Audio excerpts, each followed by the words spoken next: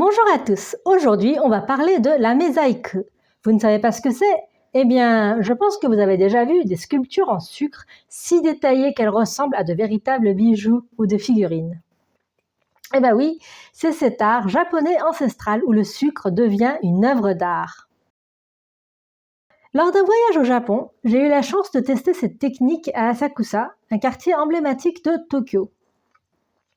Je suis allée à la boutique Ameshin qui a accepté que je me filme en train d'essayer de faire un bonbon lors de leur atelier de découverte. D'ailleurs, si vous parlez anglais, l'atelier existe aussi en anglais, donc n'hésitez pas à vous y inscrire à l'occasion. La mosaïque serait apparue au Japon pendant l'époque Heian, c'est-à-dire entre l'an 794 et 1185. Ça a été introduit depuis la Chine en même temps que le raffinement du sucre. À l'origine, il aurait été utilisé par des moines bouddhistes pour créer des offrandes sucrées lors des cérémonies religieuses.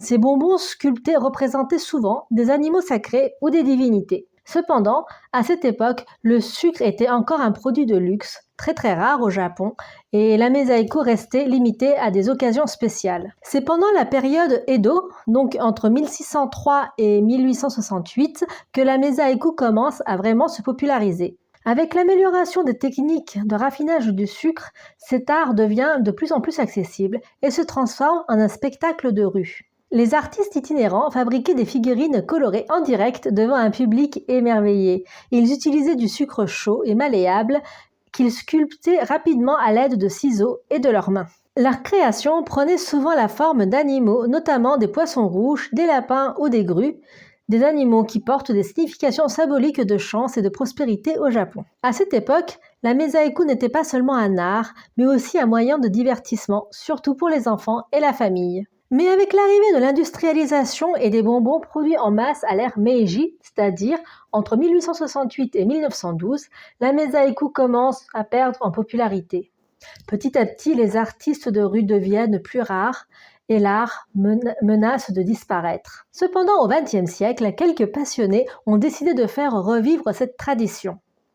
Aujourd'hui, la mosaïque est surtout pratiquée par une poignée d'artisans qui perpétuent ce savoir-faire dans certaines villes, surtout dans les grandes villes, notamment Tokyo, Kyoto et Osaka.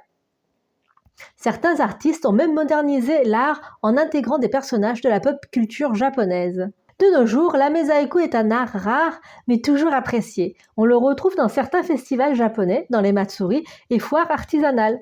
Certains artisans ont ouvert des boutiques où l'on peut voir des démonstrations en direct. Il est aussi devenu une attraction pour les touristes qui veulent essayer de créer leurs propres figurines en sucre. En parallèle, certains artistes innovent en créant des sculptures hyper détaillées ou en revisitant la mosaïque avec des designs plus modernes. Voyons voir le principe de la mosaïque. C'est une technique où le sucre fondu est travaillé à la main et à l'aide d'outils spécifiques pour créer des formes animales, florales ou fantastiques. Le sucre doit être manié rapidement avant qu'il ne durcisse. L'artiste utilise des ciseaux et des spatules pour sculpter. Les détails sont ajoutés avec des colorants naturels à la fin. Je vous emmène donc dans les ruelles d'Asakusa où j'ai découvert une petite boutique d'Amesaïku. L'ambiance est magique. Entre les odeurs sucrées et la dextérité de l'artiste qui fait des démonstrations en direct. Voyons donc comment cela fonctionne en pratique. Tout d'abord, on commence par faire une boule avec le sucre chaud que l'on met sur un bâton de bois et ensuite on l'étire et on le coupe pour créer une forme. Le sucre durcit en quelques secondes. Il faut être donc très rapide et précis. D'après ce qu'on m'a expliqué, pour les débutants, on propose de faire un lapin car c'est la forme la plus simple à faire. Donc, c'est ce que j'ai essayé. Et en fait, quand c'est l'artisan qui le fait, ça a l'air super facile, mais je vous assure que c'est extrêmement difficile. Comme dit un peu avant, le sucre se durcit assez vite et en plus, ça a l'air mou, mais c'est quand même dur. Donc, il faut savoir doser notre force lors de la découpe. Et à la fin, on ajoute la couleur avec du colorant alimentaire. Voilà, vous pouvez voir mon lapin, on dirait un lapin mutant, mais c'est pas grave, c'est la première fois et j'en suis plutôt fière. Et il a dit qu'il arrive à toucher le sucre à chaud avec sa main, alors que pour moi c'était super brûlant. Et donc il faut beaucoup d'entraînement, de patience et énormément de passion, comme tout art. Son maître qui a réalisé les œuvres exposées dans la boutique, que je vous montre ici, participait à un concours de sculpture de bonbons lors de ma visite, donc il n'était pas présent sur place. Voilà donc la Mezaico, mais moi, en tant que gourmande, j'ai une question qui me trottait dans la tête. Alors, c'est très joli à voir, c'est vrai, mais niveau saveur, qu'est-ce que ça donne? Donc, c'était au Japon, et donc je suis rentrée avec, et voici le lapin ici. Hop, comme ça. Avec ma petite signature là. Voilà, voilà.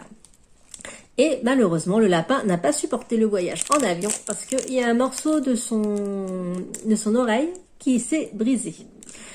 Et donc comme c'est un bonbon, bah, je vais pas le garder comme ça, hein, je vais le manger. Je vais le manger. J'espère que c'est bon. Eh bien, j'ai goûté et c'est juste du sucre. Pas de goût particulier, juste une douceur croquante. Et donc, en conclusion, on pourrait dire que finalement, la Mezaico est plus une performance artistique qu'une expérience gastronomique. C'est un spectacle où le visuel prime sur le goût.